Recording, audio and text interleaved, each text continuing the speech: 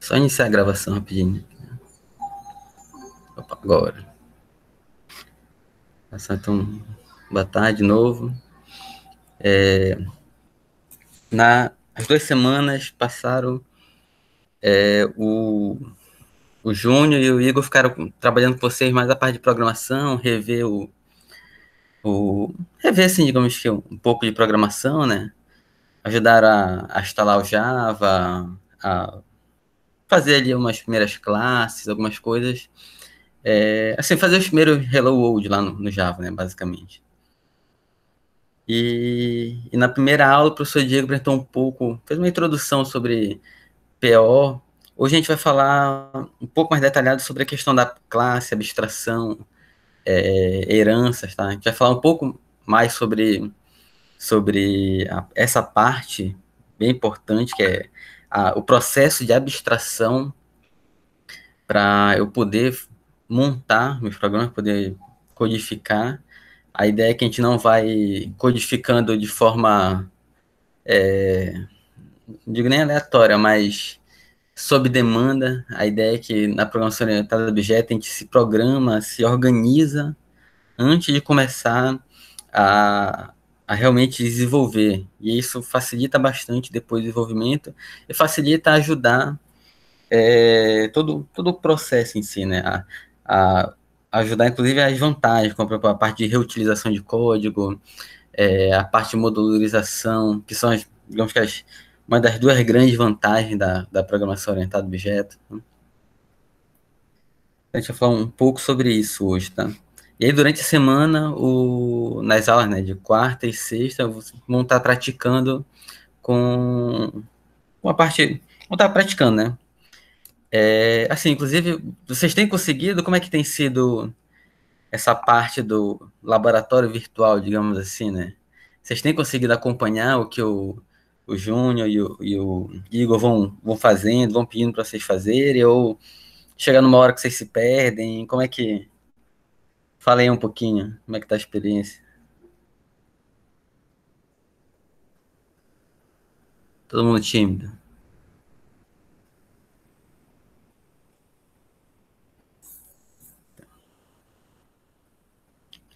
Vou botar para compartilhar aqui, então.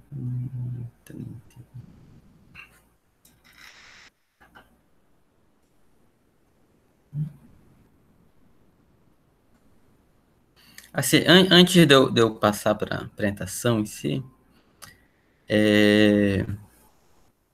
eu atualizei agora o cigarro, por isso que eu acabei demorando um pouquinho. Eu atualizei o cigarro, acho que vocês estão vendo a minha tela, né? Eu coloquei, então, os slides que a gente vai usar hoje e a lista de exercícios vai ser usada durante essa semana, tá? Eu tô vendo aqui, eu acho que o Diego tinha colocado já, ele tinha colocado aqui no primeiro item, na primeira aula 1 lá. Tá? Eu criei um novo tópico, aula 2, abstração em classes, e carreguei de novo, né? Então, eu vou depois checar aqui o que ele colocou, ver se é a mesma coisa mesmo, e ajeita aqui. Mas já tem o material, no pior dos casos está repetido, digamos assim, tá? Eu coloquei também uma apostila, Introdução a PO. Quando vocês abrirem a apostila, vocês vão ver que ela é até bem antiga, ela, se não me engano, é de 96. É um professor... Deixa eu abrir aqui rapidinho.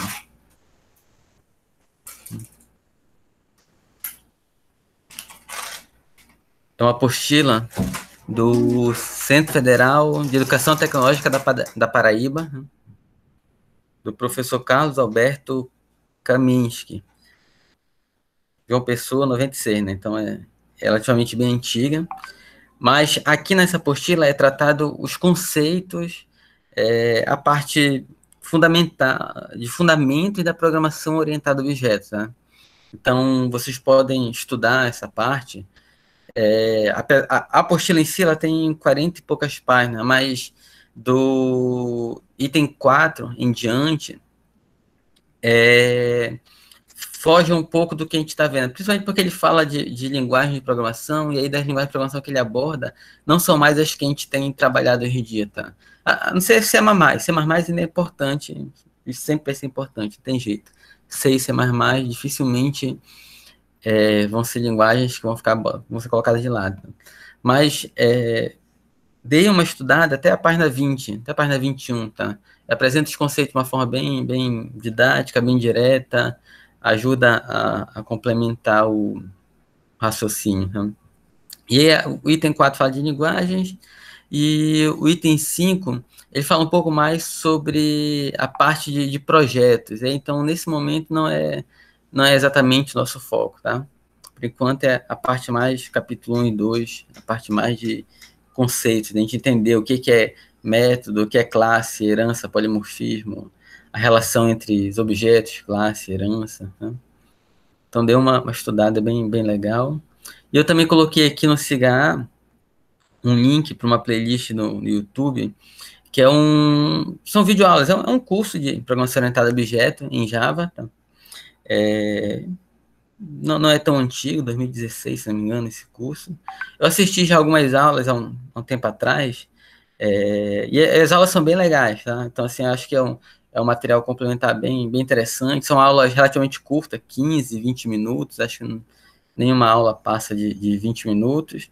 E é sempre no estilo 15, 20 minutos de teoria, 15, 20 minutos apresentando ali a parte prática no Java. Então, é sempre para uma consulta rápida, para lembrar algum conceito. É bem legal. Assim, é de um curso onde eles vendem outros cursos, né? Então, vai ter muita propaganda, vai ter algumas coisas chatas, mas o importante, que é o material que eles apresentam, os conceitos, a forma como aprende as coisas, é bem legal, bem interessante, tá? Vale, com material complementar, é bem legal quem puder assistir. Né? Então, aqui o CIGA. Deixa eu só ver aqui, tá? Qualquer coisa me interrompa, tá? Eu vou passar pro slide aqui. E aí, enquanto eu estiver no slide, eu não vou conseguir enxergar se vocês escreverem aqui no chat. Então, tiverem dúvida, querem perguntar alguma coisa, falar, podem interromper, tá? Tirem do mudo e falem. Né? Não tenham medo de falar.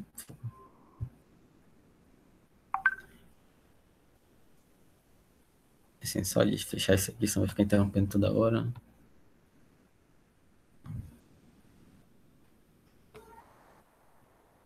Tá, então a gente vai falar já que está falando de programação de objeto, né? Se lembrando, a disciplina é dividida em duas partes.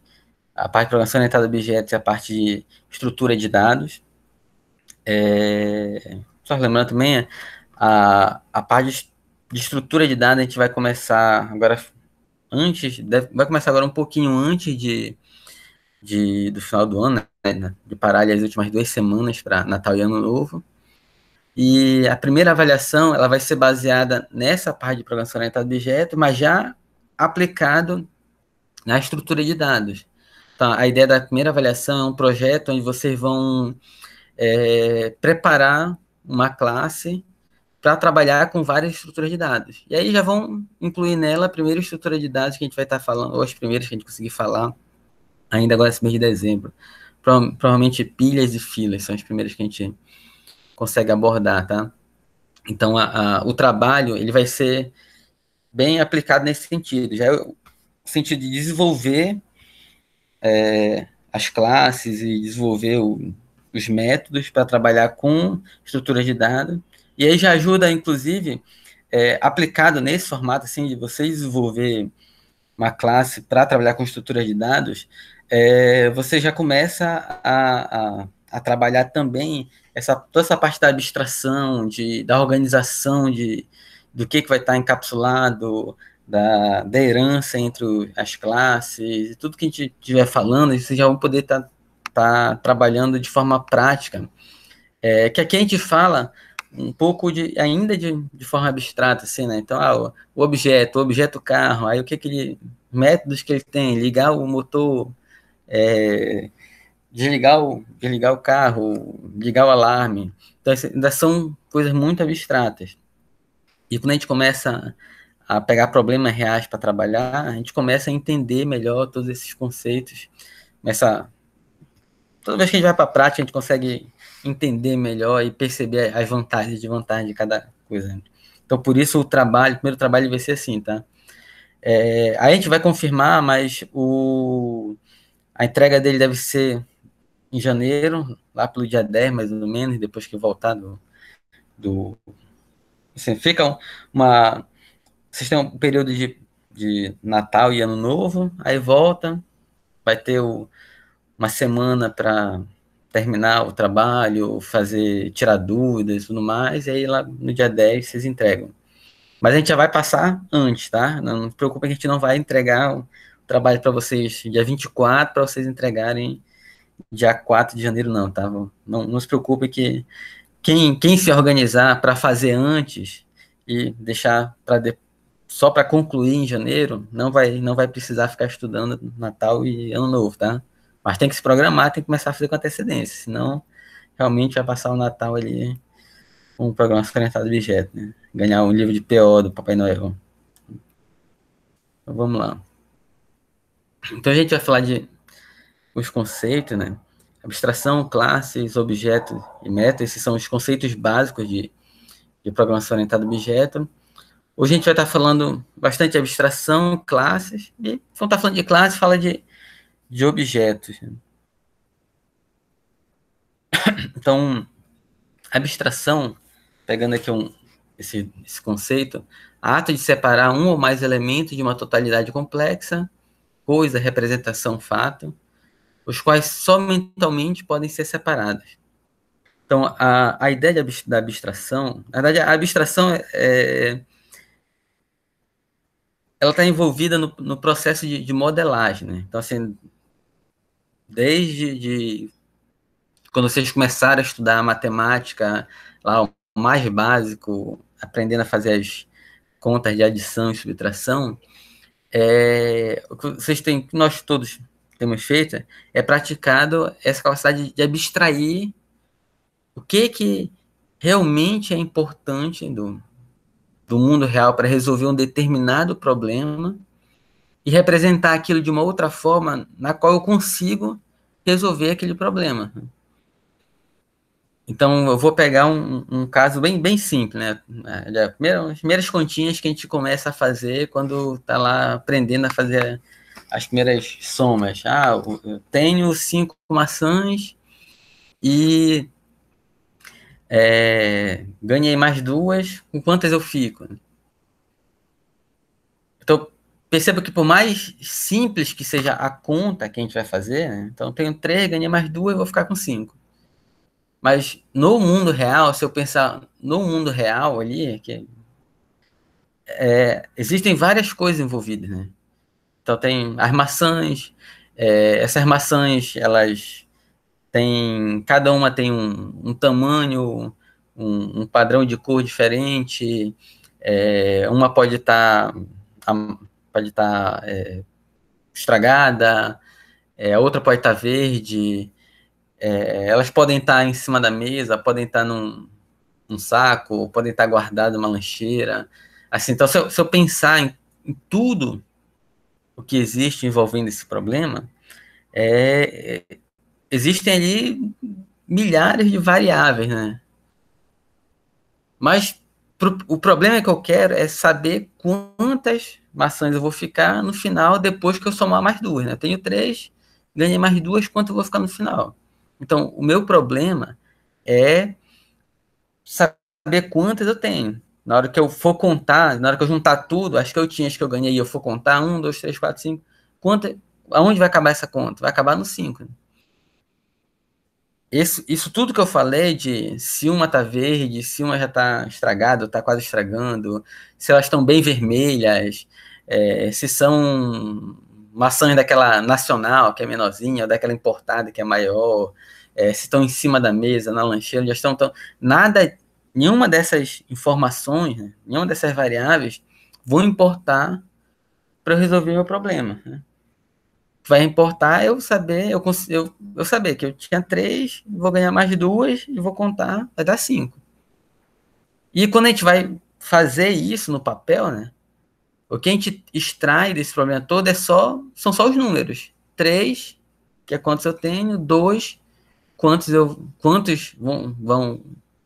vão chegar, e eu preciso saber se eu estou somando ou subtraindo, né? No caso, eu estou dizendo, olha, vou receber mais 2. Ah, então é uma soma. Se eu dissesse, vou dar para alguém 2, aí eu ia fazer uma subtração. Então, nesse processo todo, eu preciso de 3 informações básicas. Quantas eu tinha, qual é o processo que eu vou fazer, se é receber ou dar ali as maçãs, e quantas eu vou receber ou dar. Aí com isso eu consigo fazer minha conta, 5 maçãs e esse é o resultado. E aí no papel vai simplesmente ficar ali o 3 mais 2 igual a 5. Então esse processo todo, que a gente não para pensar, né? Tem tudo isso envolvido e só me importa quantas maçãs tem, se eu vou ganhar ou se eu vou dar maçã. A gente não faz essa conta pensando em tudo isso. Apesar da gente fazer esse processo todo, né? Então, isso já está no nosso subconsciente. Mas esse processo todo é exatamente o processo de modelar o problema e de transformar aquele problema para uma abstração, onde nessa minha abstração eu vou ter apenas o que é relevante para resolver aquele problema. Então, aquele 3 mais 2 que eu vou escrever no papel, esse 3 mais 2 é uma abstração. Ele representa todo aquele meu problema lá do mundo real que eu estou resolvendo aqui, nesse formato de abstração. Da mesma forma, quando vocês fizeram lá cálculo 1, ou estudaram funções lá no ensino médio, e agora também cálculo 1, ou estudaram física, química. Então, tudo ali, vocês estão estudando, é um processo, estão estudando através de um processo de abstração. Quando vocês vão lá e colocam a força igual a massa vezes a aceleração. Então, vocês estão modelando um problema complexo, tá? Pode ser pedido para vocês apenas para calcular a força, né? Olha, está aqui a massa do objeto, está aqui a aceleração, calcula a força. Mas, de novo, esse problema pode ser um problema complexo. Que objeto é esse? Qual é a resistência do ar? Qual é o... Enfim, tem 300 mil variáveis ali, né, que vão estar influenciando. Mas para eu calcular a força ali aplicada, é massa vezes aceleração. É esses dois caras que eu tenho que medir. Se eu estou fazendo essa conta para um foguete ou para uma bolinha de papel que eu amassei e estou jogando, não faz diferença. Não faz diferença exatamente porque eu estou abstraindo e passando aqui para o papel ou para o computador, sei onde eu estiver resolvendo meu problema, só aquilo que é necessário para resolver meu problema. Então, a abstração é isso, é você pegar e passar para um outro formato aquele problema real, onde nesse outro formato você vai ter um método melhor para trabalhar, para pensar no problema, onde você vai poder focar só naquilo que realmente é necessário para resolver seu problema. Você não vai focar em detalhes que não vão contribuir para resolver o problema. E aí a abstração pode ser a continha de 3 mais 2 no papel, pode ser o desenho de um gráfico no papel, pode ser uma função colocada ali no papel, força igual a massa de aceleração, pode ser um gráfico, né, um desenho, pode inclusive ser um programa de computador. Então, um programa de computador, ele também vai ser uma abstração de algo do mundo real, né? Ele vai representar o que está acontecendo no mundo real, vai trabalhar em cima daquela abstração para me dar um resultado que representa alguma coisa no mundo real, que eu vou lá no mundo real e utilizar aquela informação, né? Então, por exemplo, um caso bem simples de uma agenda telefônica, né, que acredito que todo mundo usa, né, tem no seu celular ou em algum canto, e utiliza para poder entrar em contato com as pessoas, né? Você pode ter essa agenda real mesmo, né? Um caderninho onde você vai anotando, igual como muito se tinha antigamente. Ou hoje em dia, o que a gente costuma fazer, não tem mais esse papel, esse caderninho, né? A gente usa uma agenda, algum programa de computador para representar essa agenda e, inclusive, fica ali guardada na nuvem, porque aí não corro o risco de perder, se o celular quebrar, se roubarem. Depois eu entro com o meu login e senha ali no iCloud, no Google, seja qual for o que eu estiver utilizando, e recupero toda a minha agenda e tudo mais. Né? Então, essa agenda no computador, ela é uma abstração da agenda do mundo real. E aí as informações, inclusive, que eu tenho aí guardadas, são informações do mundo real. Ah, eu preciso ligar para meu pai. Aí eu vou lá na minha agenda e olho. E ela funciona exatamente como funcionaria ali a minha agenda real, mecânica, em caderninho, né, digamos assim. Né? Só que para essa minha agenda, né, assim, para a agenda do mundo real, quando a gente ia escolher uma agenda, a gente considerava vários aspectos na hora de escolher essa agenda, né? Qual o tamanho da agenda, que material ela é feito, a cor dela, assim, sei lá, se era se alguém que usa bolsa, mochila, vai pensar num tamanho que pode estar guardando na bolsa mochila. Se alguém que não costuma usar isso tem que estar com a agenda no bolso, vai procurar uma pequena. Então, assim, no mundo real tem vários detalhes ali envolvidos que no mundo real precisa, eles existem, então ali não tem como não considerar, não tem como não esquecer totalmente esses detalhes, eles existem, mas que quando eu passo para o computador, eles são irrelevantes, né? Então, para minha agenda de telefone, eu não escolho uma capa, uma cor, um tamanho, né? Eu simplesmente guardo ali os, as informações que eu quero. O número do telefone das pessoas e o nome delas, né? E outras informações, né? A gente já bota, né? E-mail, endereço, outros que eu quiser colocar. Então, essa minha agenda é uma abstração de algo que tem no mundo real. Né? E eu utilizo, então, essa abstração. E o principal, quando a gente passa por esse processo de fazer essa abstração, é que a gente ignora os aspectos que não são relevantes pro problema, para resolver o problema. Né? Então, no caso da agenda, no mundo real, é relevante para o tamanho dessa minha agenda. Né? Porque eu vou precisar carregar para um lado para o outro. Se comprar uma muito grande, eu não costumo usar mochila, nem bolsa, nem nada, eu vou ter que ficar carregando na mão. Pode ser inconveniente. Se eu comprar uma muito pequena, eu posso perder, poder não rapidamente encher minha agenda. Então, no mundo real, existem aspectos que são relevantes, mas que pro problema em si, quando eu faço abstração, eles não são relevantes. Então, o problema em si, que é ter um local para armazenar as informações, depois resgatar as informações de forma rápida, fácil, eficiente, o tamanho da agenda, a cor, isso não é relevante. Né? Então, no mundo real, existem coisas que são muito relevantes, mas que para o problema em si, eles não são. E quando eu faço essa abstração, se isso não é relevante para o problema em si, então ela não entra nesse meu modelo, né? Ela não entra nessa minha abstração. Né?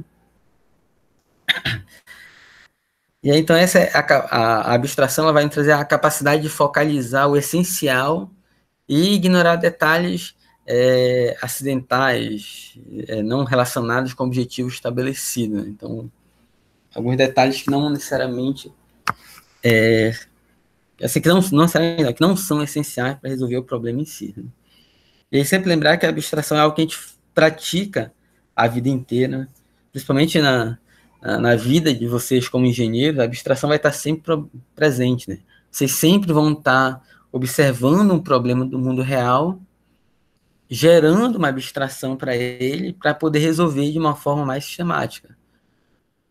Cálculo é basicamente isso, aquele estudo todo lá de cálculo 1, cálculo 2, cálculo 3, variáveis complexas e sinais de sistemas, mais várias disciplinas que vocês vão ver, que vocês vão ficar pensando para que isso, onde eu vou usar isso. No final, tudo isso é importante para que vocês consigam abstrair o que é essencial do mundo real, consigam modelar usando essas ferramentas matemáticas ou computacionais e que resolvam o problema de uma forma eficiente.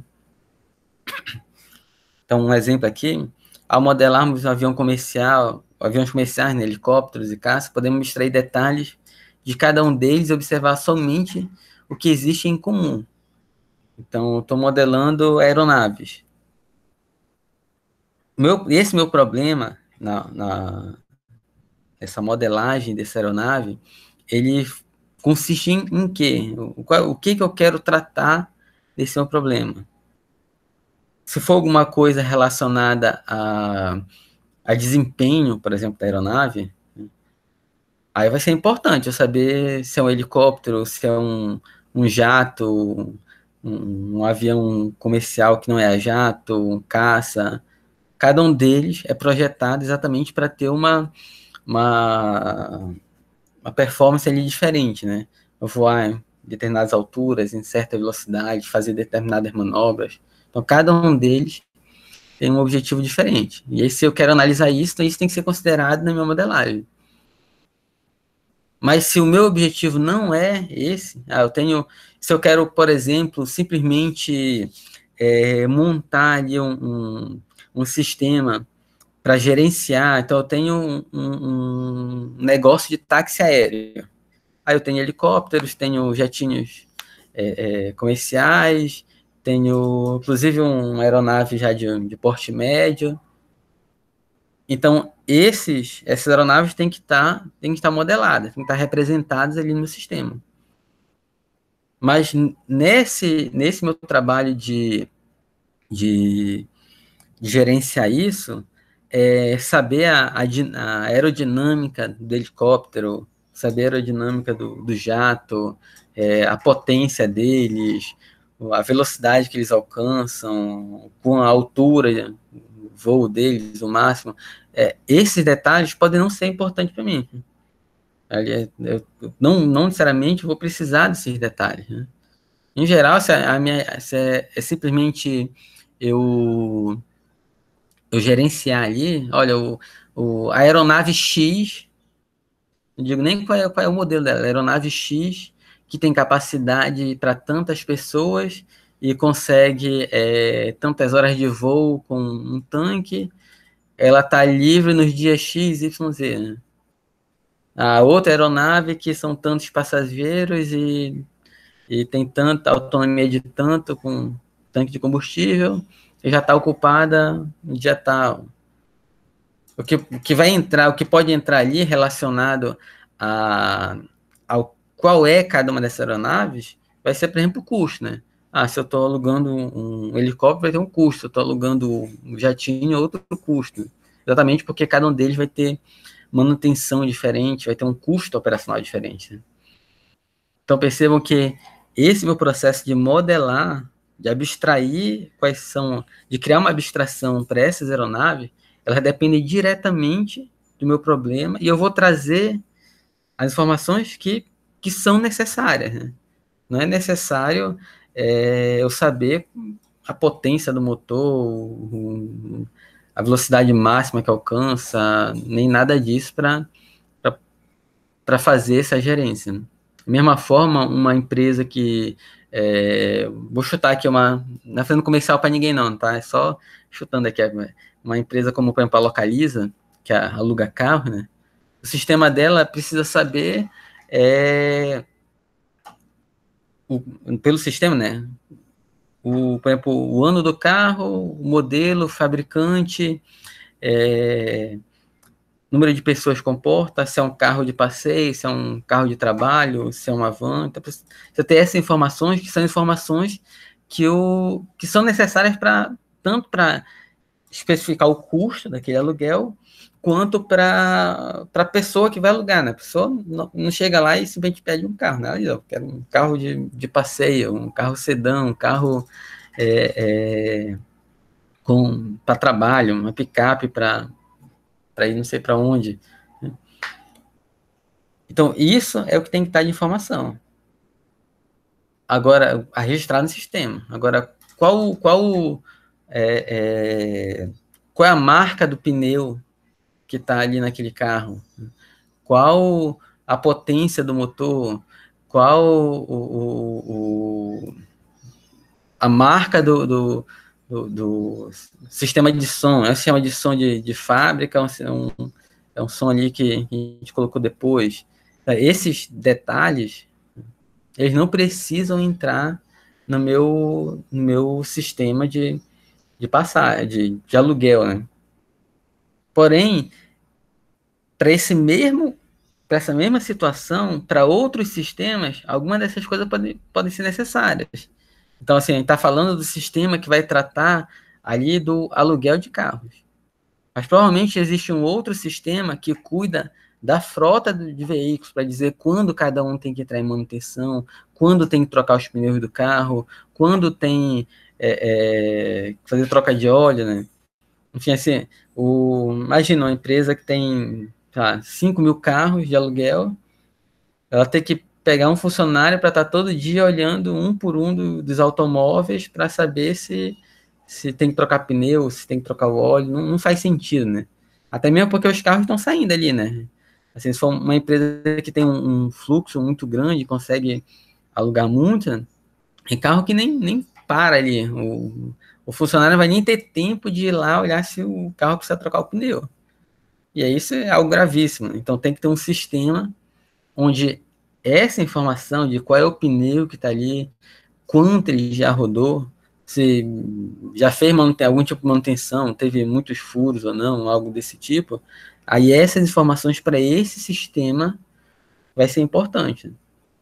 Então, para cada problema que eu quero, eu vou observar do mundo real, dependendo do ponto de vista, dependendo de qual é o meu objetivo, eu vou criar abstrações diferentes, né?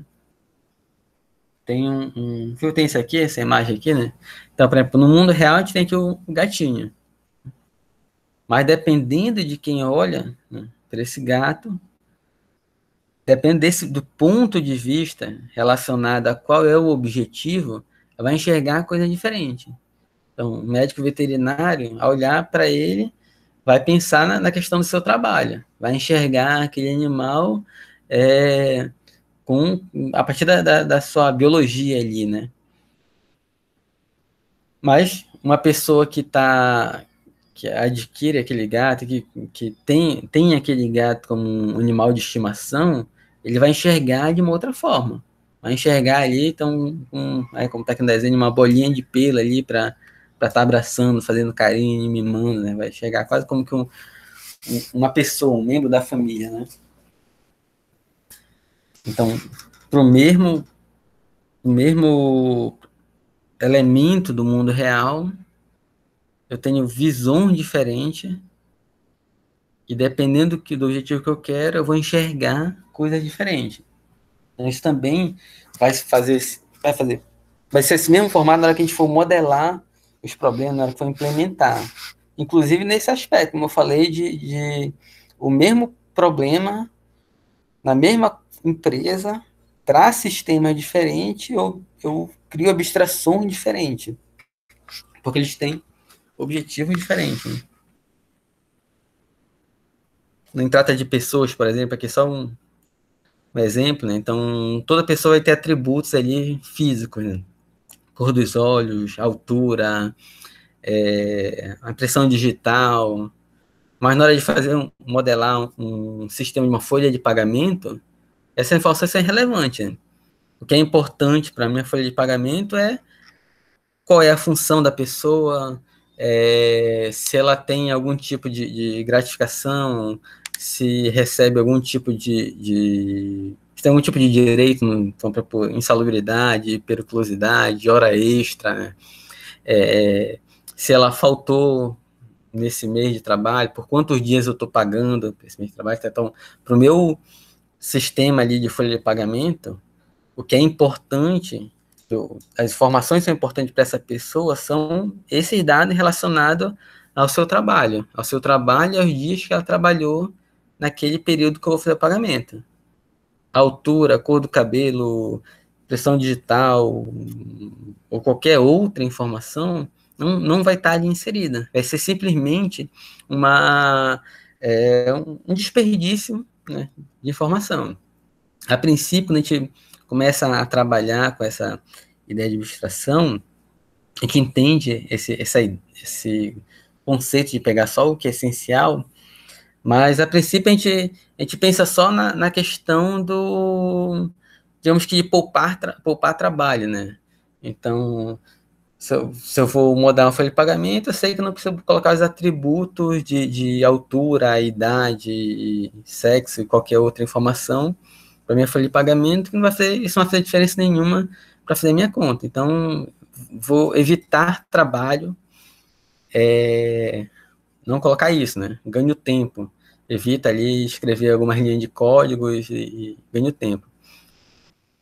Mas quando a gente passa para problemas complexos, reais, maiores, isso não é simplesmente ganhar tempo. Isso é poupar muito espaço no meu banco de dados. Isso pode ser poupar muito espaço no meu banco de dados. Isso pode ser representar eu ter um sistema eficiente ou não em termos de processamento. Então, eu coloquei ali uma informação que eu não utilizo, mas ela está lá. Na hora que eu pedir as informações daquela pessoa, aquela informação vai vir. E aí são bits sendo transportados de um lado para o outro, que estão sendo armazenados em memória, que estão sendo passados pela rede. Então, tudo isso gasta, né? Tudo isso tem um custo. Né? Custo de memória, um custo de tempo. Se eu pensar em uma pessoa, isso pode não fazer a menor diferença para mim. Porque assim, os computadores hoje em dia trabalham tão rápido, né, que se eu pensar em uma pessoa, não faz diferença em ter ali alguns bytes a mais ocupado por algo que eu nunca vou utilizar, ou ter alguns bytes a mais sendo trafegados e eu nunca vou utilizar.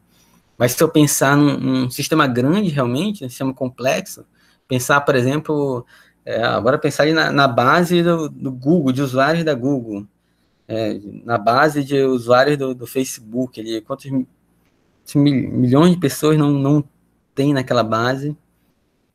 Imagina ter que trabalhar com essa base, onde nessa base tem muita informação desnecessária das pessoas, né? Então eu quero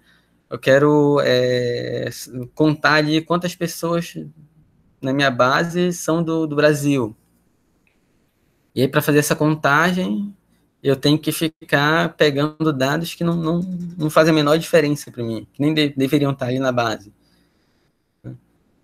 Isso pode significar algumas horas a mais processando. Isso pode significar alguns gigas a mais de memória ocupada. Isso pode significar um custo considerável, porque se eu vou passar horas a mais processando, eu vou gastar mais energia. Então, à medida que os sistemas vão ficando complexos, o custo de ter esses detalhes que não são essenciais, que não deveriam estar em abstração, esses custos começam a ser significantes. Né? E podem, inclusive, ser um diferencial para eu ter sucesso ou não. Né? O meu sistema funcional não. Isso a gente pensando em sistema computacional. Se a gente pensar na questão da modelagem matemática para resolver o meu problema,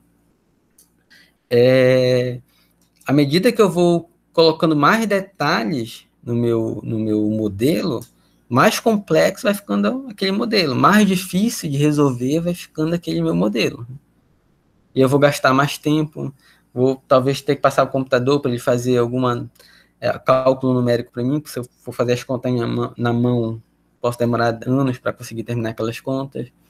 E aí, quando eu coloco um computador, mesmo no computador, quando vocês estiverem mais lá para frente do curso, quando fizerem algumas das disciplinas, como, por exemplo, técnicas de otimização, teoria da computação, uma disciplina em que é importante pensar nessa questão de desempenho, vocês vão ver que, à medida que eu vou incluindo coisas que não são necessárias, que não fariam tanta diferença no meu problema, isso significa eu conseguir ou não achar uma solução para aquele problema. Então, esse processo de abstração é algo muito importante, vocês vão estar praticando a vida inteira. Né?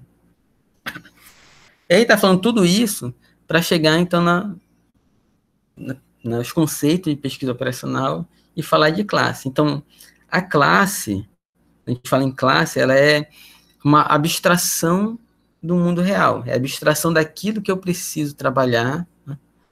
E é a partir da classe em que eu vou ter os meus objetos em si. Né?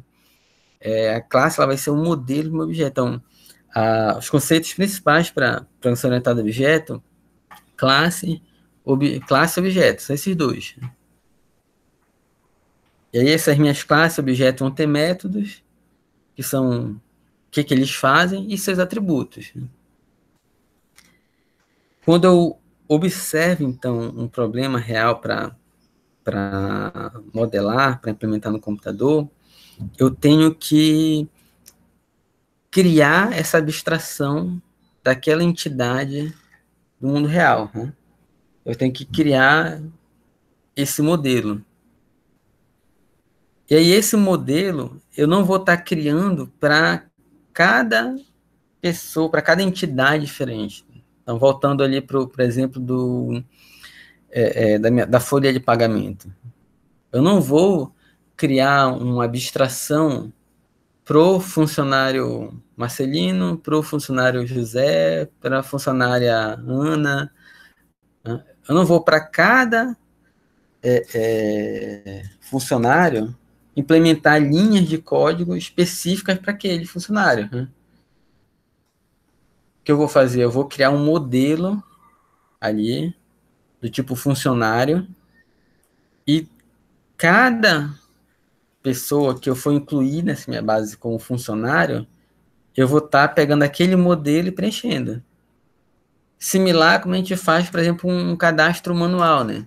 Então, quando a gente chega em algum lugar onde tem que fazer algum cadastro manual, a gente não pega uma folha de papel em branco e sai anotando os nossos dados de forma aleatória, entrega, e cada pessoa entrega uma folha diferente, e depois quem vai trabalhar com esse cadastro que vai se virar, né, para organizar os dados. Né?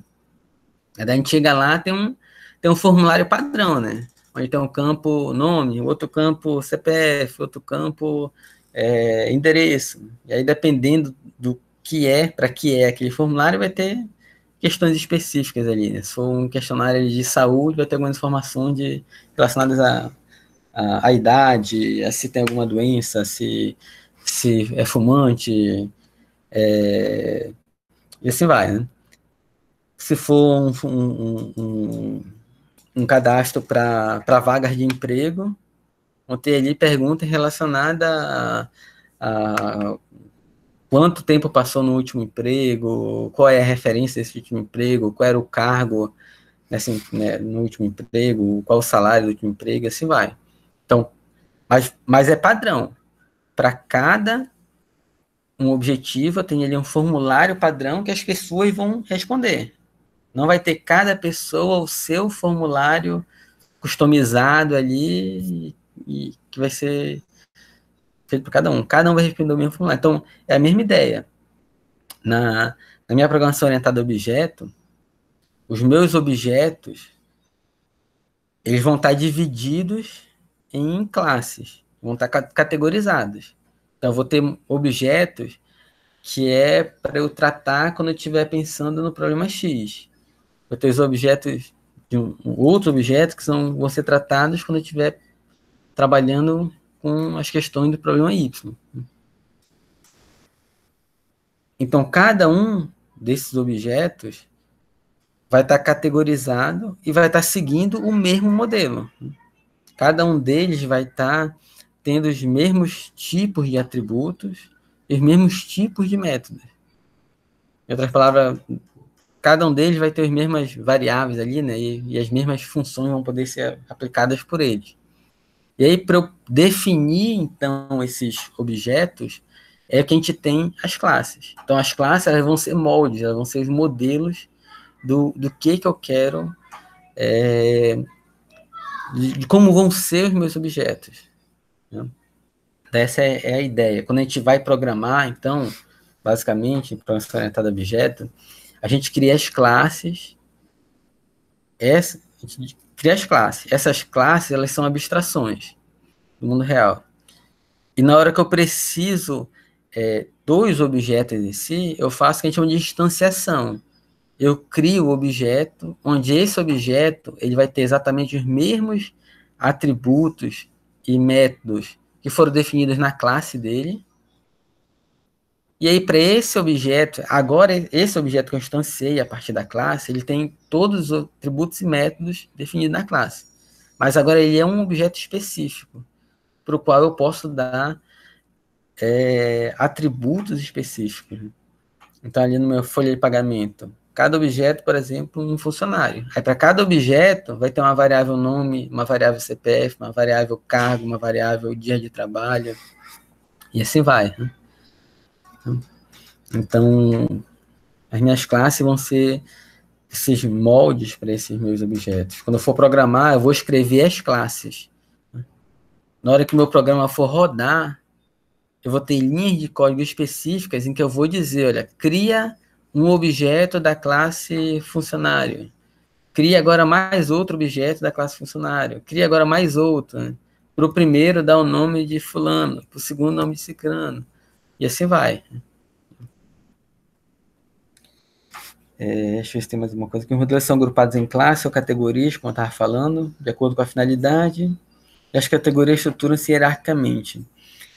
Assim, e aí essas classes, uma das vantagens da orientação objeto é que eu posso criar uma estrutura de hierarquia entre essas classes e aproveitar dessa hierarquia para herdar, e herdar no sentido mesmo de herança, atributos e métodos já definidos. Então, por exemplo, eu tenho ali na minha base, no primeiro exemplo aqui, clientes e funcionários. Tem minha empresa e eu tenho meus funcionários, né? A gente falou agora, eu preciso pagar, né? Rodar a folha de pagamento. E tem também clientes. Ambos são pessoas, né? Tanto meus clientes quanto funcionários são pessoas. E para os dois, eu preciso de informações como, por exemplo, nome, RG, CPF, endereço.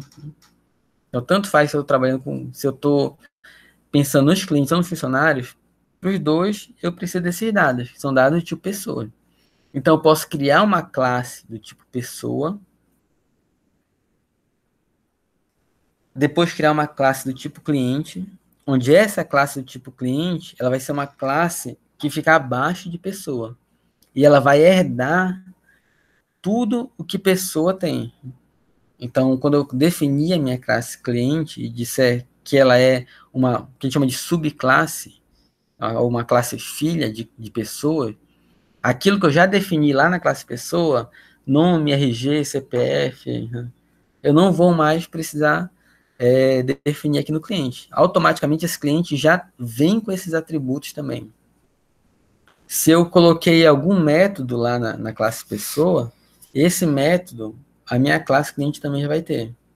E aí eu completo ela com as informações que eu preciso, que são específicas para cliente. Então, que produtos ele comprou, quanto ele gastou comigo, o que falta eu entregar para ele. São dados do meu cliente em si, né? Para os funcionários, a mesma coisa. Eu tenho ali informações relacionadas a pessoas. Quando eu definir minha classe funcionária e disser que essa classe funcionária é uma subclasse de pessoas, eu não preciso reescrever. E aí é reescrever no sentido mesmo de reescrever de código mesmo. Eu não preciso reescrever que esse funcionário vai ter o CPF, RG e nome. Isso automaticamente já vem. E aí eu completo essa minha classe funcionário apenas com os dados necessários. Quantos dias trabalhou, qual é o cargo, e assim vai. Ambos vêm da mesma classe, cliente, pessoas. Aí eu começo, então, a especializar as minhas classes. E os meus objetos, eu vou instanciar da onde? Eu vou instanciar de qualquer uma das classes que eu quiser, de acordo com a minha necessidade. Mas sempre lembrando que quando eu instanciar um objeto, quando eu criar um objeto de uma determinada classe, esse objeto não pode depois mudar de classe. Eu não posso, por exemplo, criar um objeto da classe pessoa e depois mudar. Essa pessoa agora virou um cliente ou virou um funcionário. Né?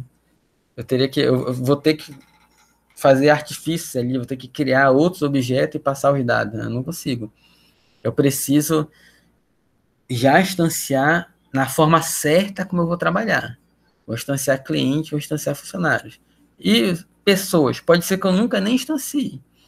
No meu programa, e aí isso é algo bem interessante. Eu vou definir minhas classes, e no meu programa, quando ele for rodar, pode ser que a classe pessoa ela nunca tenha um objeto instanciado, porque eu nunca vou usar somente os dados de pessoa. Eu preciso cliente ou funcionário. Ah, mas eu gastei ali 100 linhas de código escrevendo a classe pessoa. Sim, gastou e está sendo utilizado. Onde está sendo utilizado?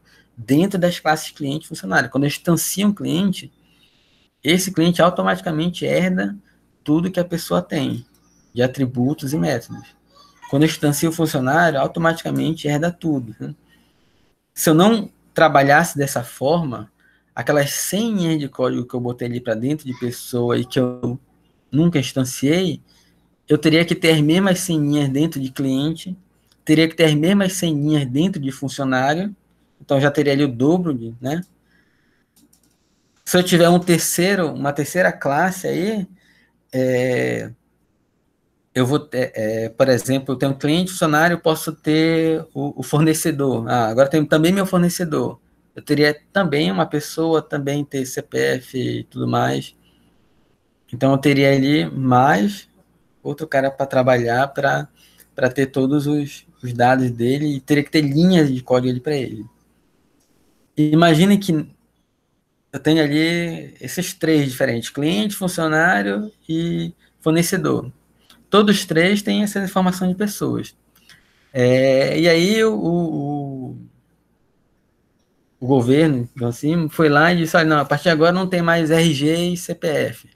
Agora existe ali o cadastro único, acabou todo mundo, RG e CPF, agora todo mundo é só um único número ali, número de pessoa física. Assim. Vou precisar mudar meu sistema.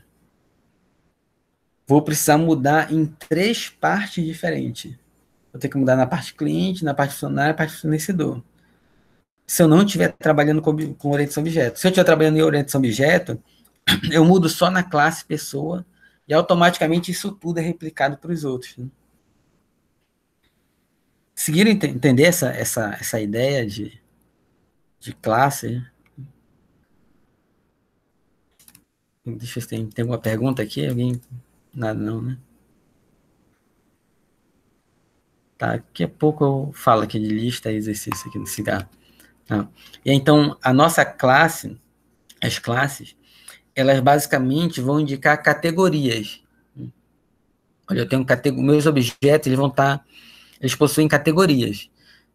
Tem, por exemplo, categoria cão e categoria gato. Cada um deles vão ter atributos e métodos diferentes. Algumas coisas podem ser incomuns, e eu posso, de repente, ter uma super classe aí, ou seja, uma classe acima deles, que vai indicar o que é comum para todos e depois eles vão herdar, ou eu simplesmente vou ter separado, cães e gatos, classes separadas. Né? Mas é importante que cada classe categoriza, organiza os meus objetos em elementos distintos. Então, tenho os cães e os gatos. E dentro das classes, eu tenho os objetos específicos, que seriam, no caso aqui, cada um dos animais específicos. Né? Mesma coisa, eu posso ter uma categoria pessoas, mas cada pessoa tem atributos e métodos diferentes. Apesar de elas ter muitas coisas em comum, cada uma tem atributos específicos.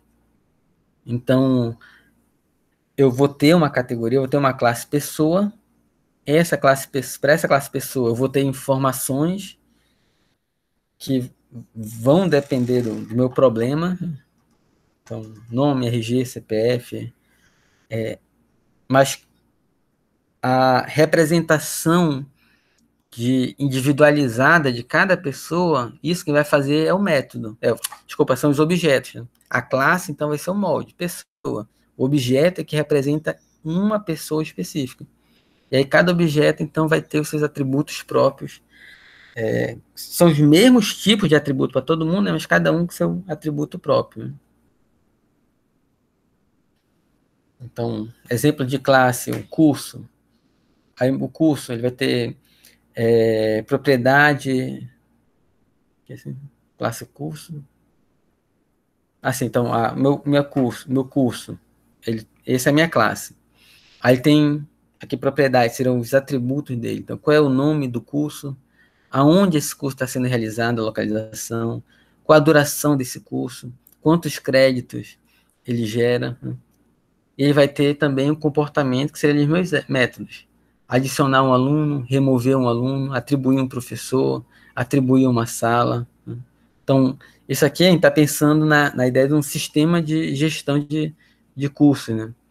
Então, cada curso vai ter algumas informações próprias, vai ter um comportamento próprio. Todos vão ter essas mesmas propriedades, atributos, esses mesmos métodos. Mas quando eu instanciar um curso, quando eu criar um objeto curso, eu vou poder dar para cada objeto um nome diferente, uma localização diferente, uma duração diferente, um crédito diferente, né? Mas todos vêm da mesma classe. Ao longo do curso, vocês vão estar trabalhando com algumas representações, são representações assim, visuais, né? Baseadas em diagrama de classe, que a gente chama, que é feito exatamente para trabalhar com programação orientada a objetos, para a gente botar no papel, de uma forma visual, aquilo que está sendo implementado e poder discutir com a equipe de desenvolvimento. Enfim. Então, a representação típica da classe é desse jeito. Em cima está escrito classe, a gente vai dar o nome classe curso. Nas primeiras linhas, quais são os atributos dessa classe? Aliás, desculpa, aqui tá invertido. Aqui normalmente na primeira linha são os atributos da classe e na parte de baixo são os métodos da classe, tá? Aqui não inverteu depois eu vou checar isso aqui, tá? Mas uma parte vai estar só de olhar vocês vão saber. Uma parte vai ter quais são os atributos e outra parte quais são os métodos dessa classe. Então, por exemplo, tem o meu curso, aí tem aqueles métodos, adicionar um aluno, remover um aluno, atribuir professor, atribuir sala, e tem os seus aqui os métodos, né? Aqui os seus atributos, nome, localização, duração. Então, essa é a classe, isso é o que está lá no código, né? Agora, isso que está no código, eu preciso instanciar, gerar os elementos ali no computador que realmente vão ser esses caras, né? E aí, então, instanciei um objeto. Aí, esse objeto é o objeto análise 1. O curso desse campus aqui, duração 30 horas, créditos 2. Tem outro curso, esse nome dele, nesse local, 30 horas, 2 créditos. Outro curso, análise 2, nesse local, 15 horas, 4 créditos. Então, vou instanciando objetos diferentes. Cada objeto diferente vai tendo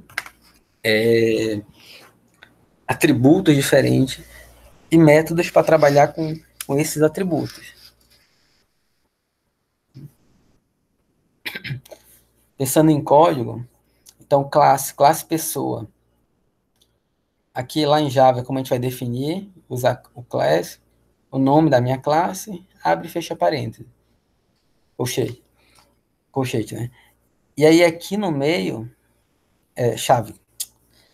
Abre e fecha chave. Aqui no meio eu vou ter as informações de quais são os atributos e quais são os métodos dessa classe pessoa. Então, para minha... tá? Então, essa aqui é a classe. E quando eu for utilizar essa classe, como é que eu vou fazer? Eu vou instanciar. Lá no Java, instanciar significa fazer isso aqui. A linha como está aqui. Então, ó, eu tenho um objeto chamado P1, que é do tipo pessoa. Então, da mesma forma como vocês fizeram lá em programação, né, definir uma variável do tipo inteira e deu o nome para ela de x, e aí ia lá e dava o valor para ela, é a mesma ideia. Então, qual é o tipo dessa minha variável, digamos assim, né, que é o meu objeto? Então, o tipo dele é pessoa, então significa que ele é objeto dessa classe aqui. Da mesma forma como eu coloco lá int x, eu estou dizendo que aquele x representa o inteiro. A float x, então aquele x representa um float. Char x, aquele x representa caractere. Né? Da mesma forma aqui, eu dou um nome específico e digo da onde ele é o tipo dele, qual é o tipo dele, então tipo pessoa. E aqui eu faço a instanciação. Quando eu chamo esse new pessoa, então eu estou pegando e estou criando o objeto, ou seja, eu estou criando espaço em memória para armazenar dados para esse objeto pessoa. E toda vez que eu quiser trabalhar com esse espaço de memória, com os dados que estão ali nesse espaço de memória, eu vou chamar o P1. P1 é quem me leva para aquele espaço de memória lá, então os dados que eu salvei. Exatamente igual como era lá, como é lá no básico, int x. Então o x ele é só um nome para quando eu quiser ter os dados que eu guardei em determinada posição de memória. Né? Senão eu teria que ficar anotando posições de memória, e aí ainda vamos fazer lá mais na frente, acho que lá no quarto ou quinto semestre, sistemas operacionais, para uma disciplina que dá para entender bem legal essa relação de programação, de coisas de programação com como os computadores trabalham, essa parte de software. E aí, basicamente, quando se começou a programação, tinha realmente que trabalhar com o endereço de memória. Olha, guardei o dado lá na posição 11F de memória. Se eu quero aquele dado da posição 11F, eu tenho que sempre lembrar que ele está no 11F, no 11F, no 11F. Se eu errar esse 11F, meu programa para de funcionar. Mas lembrar 11F é o complicar, né? É 11F para essa variável, é 14, é 0 para outra variável, 002F para outra. Aí eu tenho que lembrar de todos esses números, isso é difícil, né? Por isso a gente começa a utilizar nomes para as variáveis, né? E a mesma coisa para os objetos. A gente usa nomes porque eles são posições de memória, ou então guardada ali os atributos e tem link para os métodos que vão ser executados. Quando eu instanciei aqui new pessoa, é para armazenar lá no computador esse espaço de memória e botar o P1 referenciando ele. Quando eu coloco aqui a outra linha, a mesma ideia. Né? Aqui outro exemplo, então, a classe pessoa. Agora, essa minha classe pessoa ela tem dois atributos. O atributo idade, que é do tipo inteiro, e o atributo nome, que é do tipo string. Quando eu instanciar o P1 e o P2 lá, o P1 agora, eu posso para ele dar um nome. Olha. Então, como é que eu vou fazer isso? Como é que eu vou usar? Como é que eu vou chamar aqui esse atributo do P1, esse atributo nome do P1? P1.nome. Então, eu estou dizendo que eu vou pegar no atributo nome lá do P1 e guardar isso aqui, fulano, que é a string que estou guardando. O objeto P2, no atributo nome dele, o que eu vou guardar? Eu vou guardar ali o ciclano.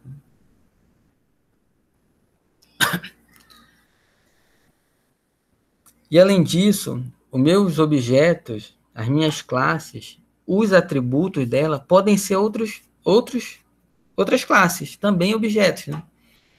Então, eu posso ter um objeto, pessoa, que ele tem nome, idade, endereço, mas o endereço, ele é também um objeto, onde ele vai ter a rua, o número, o bairro, a cidade, o CEP, isso vai.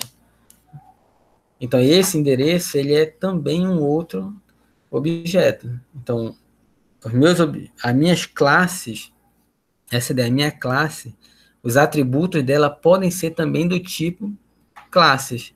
Né? Qual classe? Aí vai depender do que eu quero trabalhar. Então tem a classe pessoa, ali tem variável inteira idade, variável string nome e a variável end do tipo endereço. Mas quem é endereço? Endereço é uma classe que tem um atributo rua, um atributo bairro, os dois do tipo string, um atributo número do tipo inteiro. E aí quando eu for trabalhar então, vou instanciar meu objeto P1, vou instanciar meu objeto P2. Para o P1 eu vou dar um nome, né? E para o endereço do P1, o que eu vou fazer? Eu também tenho que instanciar esse objeto. Depois que eu instanciar esse objeto, aí eu posso continuar trabalhando com ele. P1.endereço.rua, P1.endereço.bairro, P1.endereço.número. Então, todo objeto ele tem que ser sempre instanciado. Né? Aí você pode perguntar, mas se todo objeto tem que ser sempre instanciado, por que eu preciso fazer esse new pessoa, esse new endereço aqui? Por que eu não posso só botar pessoa P1 ponto e vírgula? É porque aí, quando a gente faz isso, a gente perde uma das vantagens da orientação a objeto, que é o polimorfismo, que vocês vão ver na próxima aula. Então, esse meu P1 pessoa aqui, eu estou criando o espaço de memória para trabalhar. Lá nesse espaço de memória tem uma variável idade, uma variável nome, uma variável endereço, que é um objeto também, né?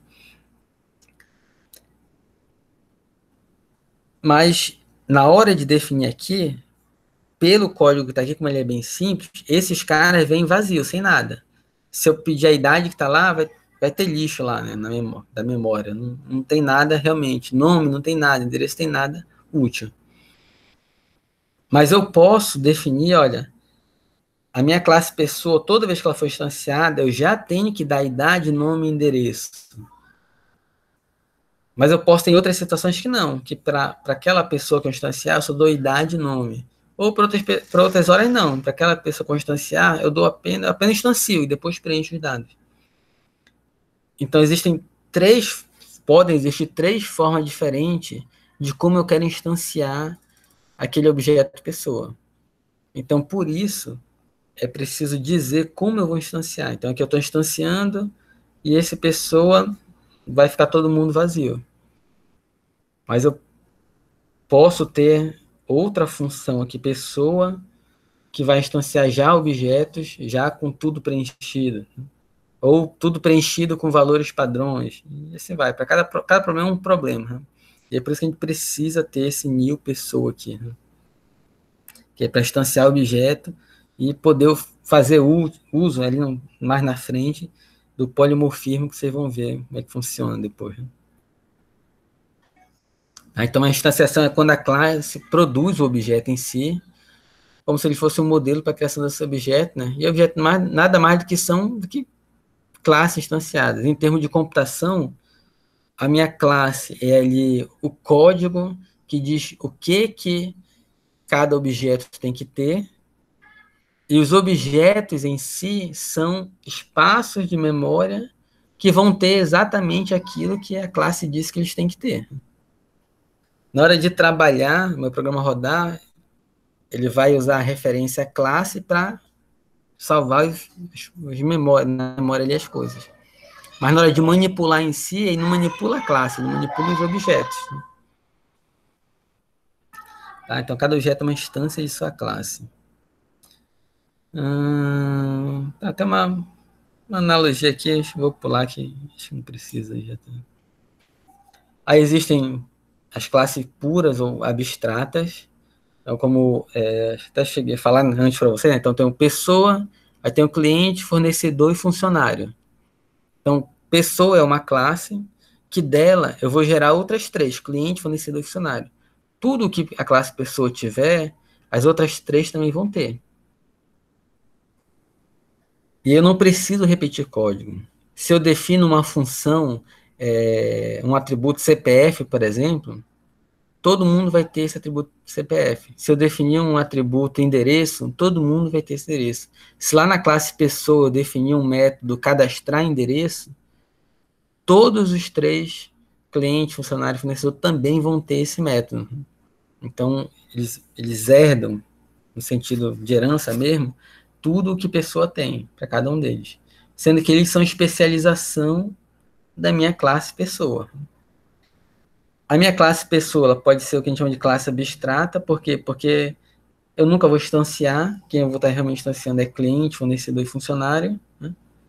E cliente, fornecedor e funcionário vai ser o que a gente chama de classe pura, aquela que realmente vão ser... as minhas classes que realmente vão ser instanciadas. Né? Classe abstrata ou pura é a classe que nunca vai ser instanciada. Aí aqui é exemplos, aqui usando a anotação que eu falei para vocês de diagrama de classe, então eu tenho uma classe avião, isso aqui indica que existe uma herança aqui. Então todos esses, olha, militar jato, militar hélice, civil jato, civil... Então todos esses 4 tipos de objetos vão herdar tudo o que tem na classe avião. A gente pode ter o que a gente chama de agregação ou decomposição de objeto, que é pegar esse objeto e dividir em partes. Então, em muitas situações, a gente vai modularizar, a gente vai dividir, aquele conceito, dividir para conquistar. Então, a ideia da decomposição é essa, eu pegar o meu objeto, um todo, e dividir ele em partes, tá? E a gente tem o que a gente chama de cardinalidade, que é quando uma classe ela está relacionada com outro e existe uma relação de quantos para quanto. Então, um carro ele vai ter um motor. Existe essa relação entre essas 2 classes. Aí eu tenho a classe carro, 6 metros de atributos. Um dos atributos do carro é o motor, que é outra classe, outros atributos e outros métodos. E aí a modularidade, que é ou a modularização, que é uma das vantagens da programação orientada a objeto, ela tem essa ideia, esse conceito, né, de dividir para conquistar, onde eu vou definir, construir as partes de forma separada e poder examinar essas partes de forma separada, sendo que elas vão se integrar para que o sistema ele funcione de uma forma adequada, né? Então, eu tenho um sistema de vendas, mas esse sistema de vendas ele chama complexo. Eu divido ele em módulo estoque, módulo faturamento, módulo cliente, módulo canais de venda. Cada um eu consigo trabalhar de forma separada, entender de forma separada, analisar de forma separada. Inclusive, cada um, o que eu mexo no módulo cliente não influencia nos outros módulos. Então, vai ser a quebra de algo complexo em pedaços menores para que sejam gerenciáveis. Aí eu vou ter um melhor entendimento do sistema e eu vou poder desenvolver parte separada. Aqui são algumas coisas que vocês vão usar mais na aula prática, tá? Assim, quando a gente trabalha com classe, a Java usa muito isso. Agora, tem algumas linguagens que não chegam a ter tantas... assim, uma observação antes. A gente está falando aqui durante a aula de orientação a objeto, e a gente vai estar falando de orientação a objeto na forma conceitual do que o paradigma de orientação a objeto tem. Mas as linguagens de programação, cada linguagem não necessariamente implementa tudo o que está no paradigma, né? E tem linguagens que implementam algumas coisas a mais, né?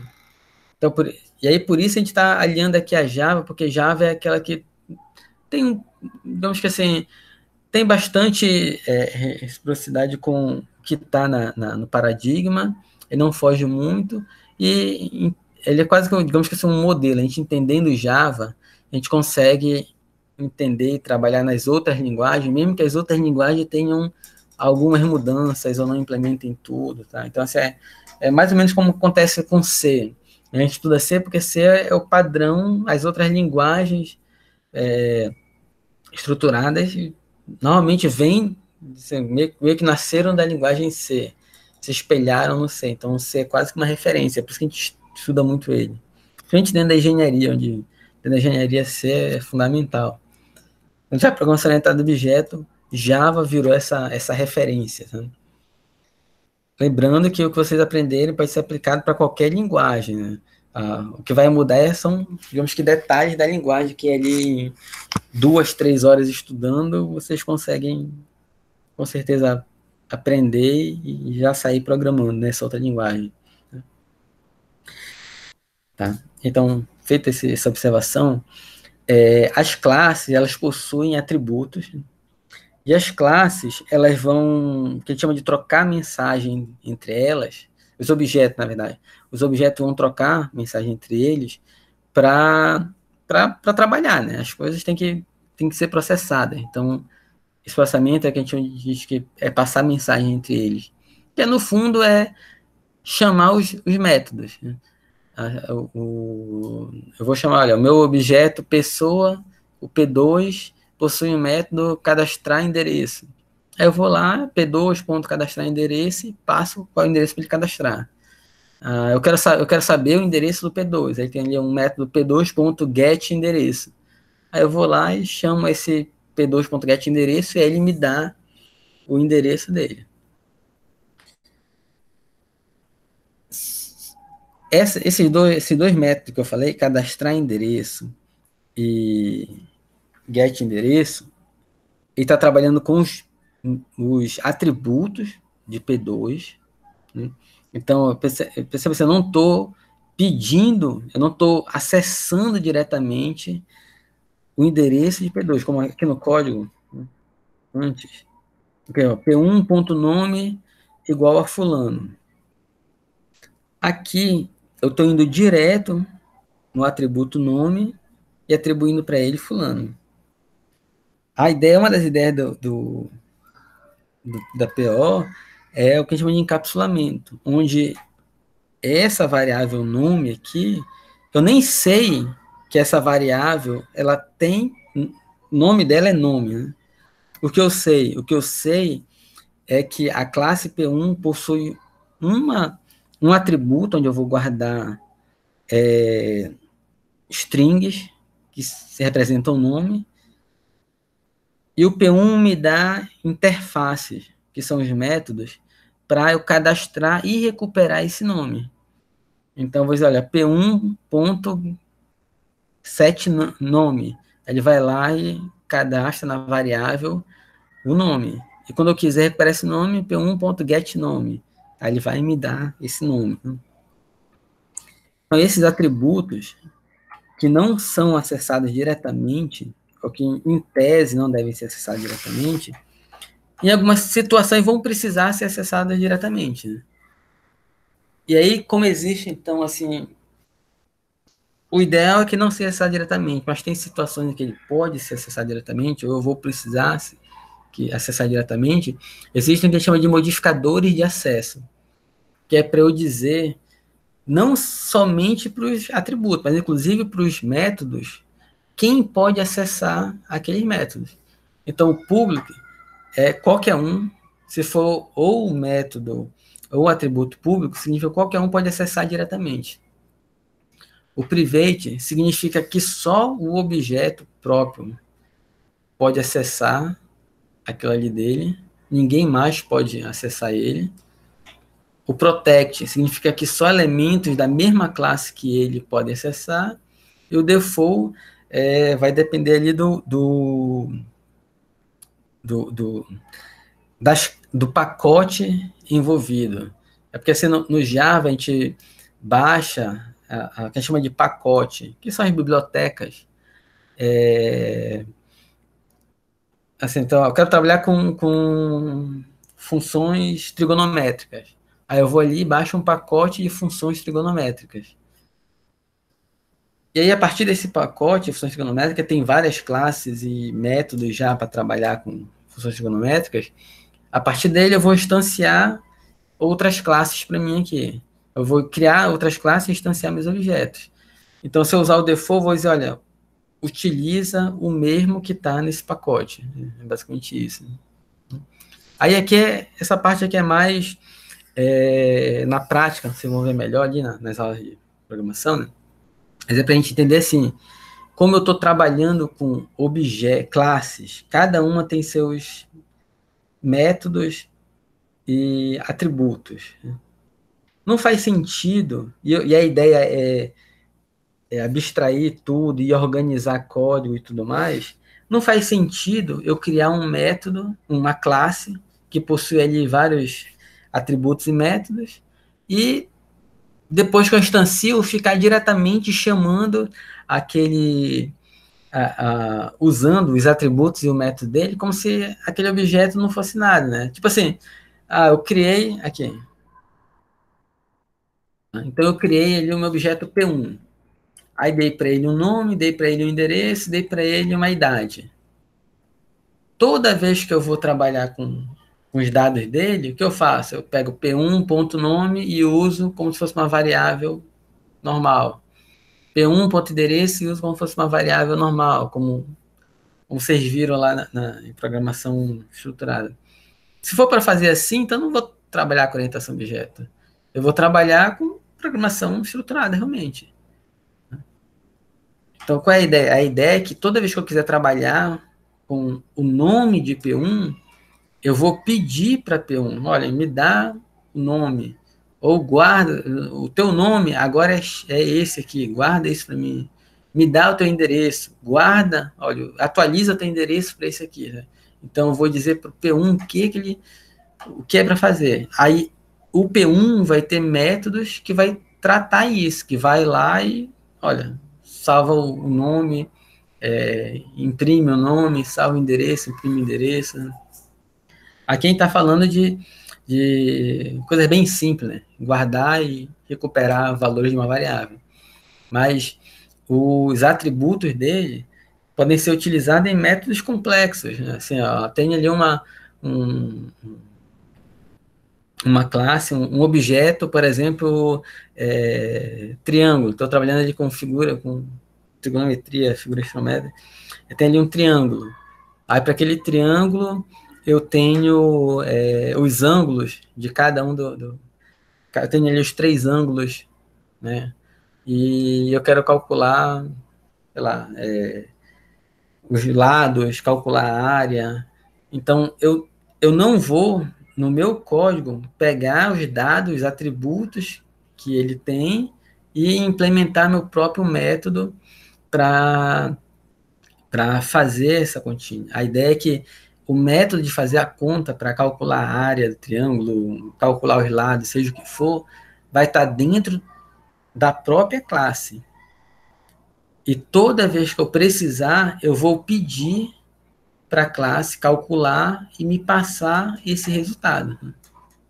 Então as coisas ficam encapsuladas. E exatamente por estarem encapsuladas, é que eu preciso ter esses modificadores, para eu poder saber o que pode ser acessado diretamente e o que não pode ser acessado diretamente. Inclusive aquilo que pode ser totalmente público, qualquer um pode acessar, e aquilo que só o próprio objeto pode acessar. Então ele tem ali uma informação que é importante que se ela mudar, eu tenho ali um int x, aquele int x, se ele mudar, todo o meu programa para de funcionar. Todo o meu resultado dali para frente vão estar errado. Então eu tenho que garantir bem que aquele x só vai mudar se ele realmente tiver que mudar. E onde está esse x? Ele está dentro no objeto, ele é um atributo de um objeto. Então ele vai ser privado para aquele objeto. Só ele próprio vai poder manipular aquele x. Eu não vou permitir que nenhuma parte do meu código altere ele, exatamente para garantir que não vai ter ali na prática, né? Na prática aconteceria, o que poderia acontecer? Eu tenho aqui esse meu x, ele é um método que muda esse x. Aí lá no meu desenvolvimento do código, lá 3.000 linhas lá na frente, eu preciso modificar esse x, esse cálculo do x. Aí eu não quero voltar lá na classe, porque se eu mexer na classe, tem que mexer mais não sei o que, isso, aquilo. Aí eu construo ali um método que acessa o X diretamente e muda. E continua meu desenvolvimento. Mais outras 10.000 linhas ali para frente, eu já nem lembro que eu mexi nesse X, que eu botei aquele parte de código ali.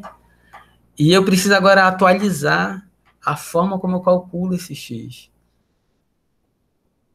eu vou mexer só lá na classe, né, original, porque é ela que era para mexer no X.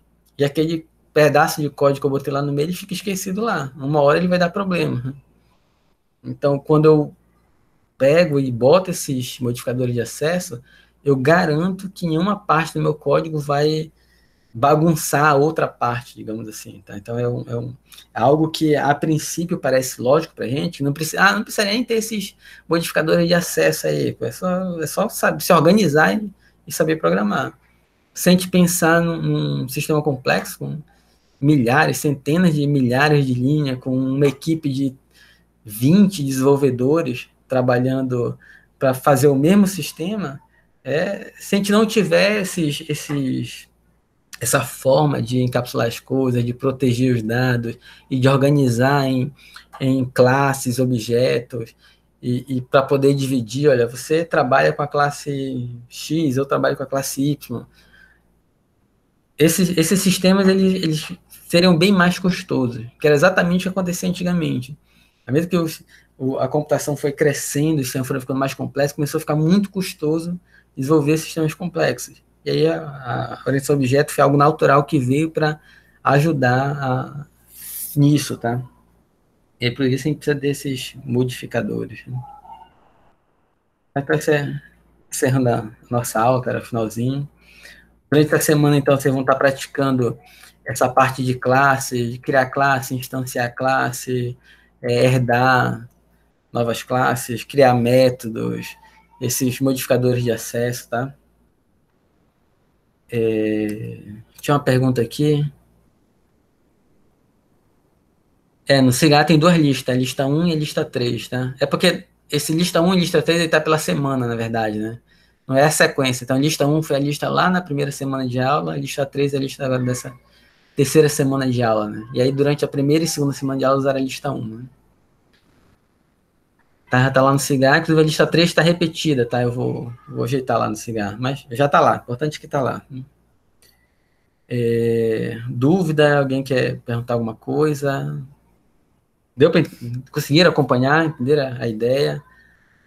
Durante as aulas vai ficar bem mais. As aulas de laboratório, né? Na prática fica mais claro, a gente consegue entender melhor as ideias, né? Se ninguém tiver dúvida, então a gente fica por aqui hoje. Né? Obrigado aí, pessoal.